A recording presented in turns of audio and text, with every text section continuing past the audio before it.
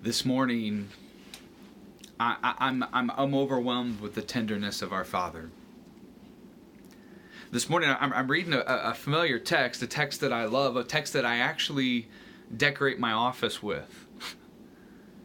But it's a text that reminds me of the tenderness of God, and it also reminds me of the challenge to be vulnerable with my story. The text is John chapter 20. John chapter 19 is the crucifixion of Jesus, where Jesus cries out, "It is finished," tetelestai, where he cries out with his last breath, and he's taken down from the cross, and he's buried in a tomb that John chapter 19 verse 41 says exists in a garden. And then on the first day of the week, chapter 20, he resurrects, interacts with Mary Magdalene, and then at the end, in verse 19, chapter 20, verse 19, Jesus visits the disciples. They're huddled behind closed doors. They're afraid of the Jewish elite, and Jesus appears. He comes to them. In their fear, he meets them, and he cries out the beautiful words, "Peace be with you." After he said this, verse 20, he showed them his hands and his side. The disciples were overjoyed when they saw the Lord. And again Jesus said, "Peace be with you," 2 times, describing them to receive the peace that can only come through Christ. The interesting thing happens though in verse 24. Verse 24 says, "Now Thomas, also known as Didymus, one of the 12, was not with the disciples when Jesus came." So the other disciples told him, Thomas, we've seen the Lord." But Thomas said to them, "Unless I see the nail marks in his hands, and put my fingers where the nails were, and put my hand into his side, I will not believe." That's not just rude. That's scandalous. On some level, that's sacrilege. That's bold. To basically say, I will not believe in the resurrection until I first descended into your greatest wound. But what I love is that Jesus does not deal with him harshly. He does not even take it as an accusation saying, well, you can doubt, but let's get rid of that. No, Jesus tenderly and lovingly meets Thomas where he is. A week later, verse 26, Jesus' disciples were in the house again, and this time Thomas was with them. And though the doors were locked, just like last time, Jesus came and stood among them, and for the 3rd time in this room, he says, "Peace be with you." And then he looks at Thomas and he says, "Put your finger here.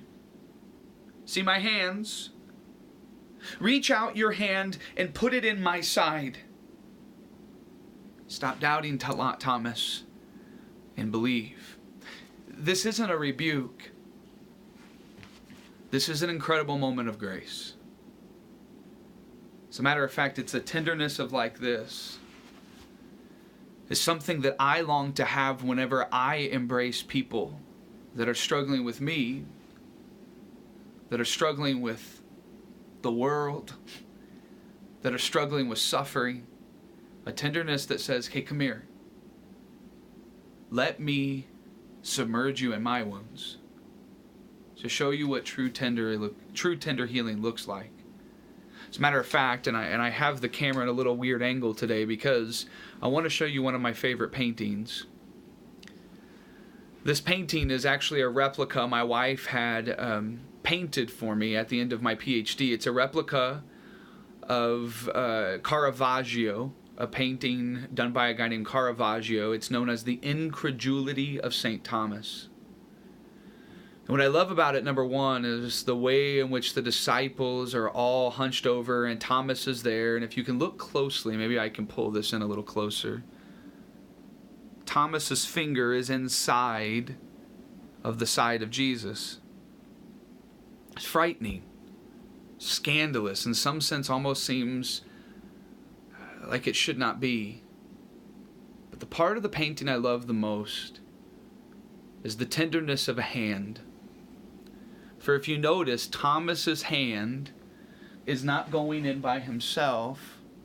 It's Jesus' hand that is actually guiding Thomas's hand into his side. It's a tender Father that we serve and worship. A tender Father that doesn't just say, believe. It's a tender Father that says, let me find where you are, and let me guide you into my greatest wound. And at the moment we are mutually experiencing my pain, I will then give you the most beautiful invitation you could possibly experience. The invitation that says you no longer need to doubt. All that you need to do is to embrace and believe. This is my challenge for you this week. Love people the way that Christ loved us. Give people the gift of your story, of the greatest wound in your story.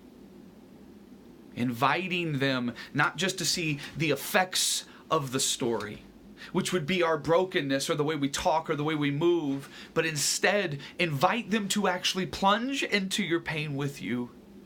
Give them the gift of experiencing not just the effects of our story, but the story itself.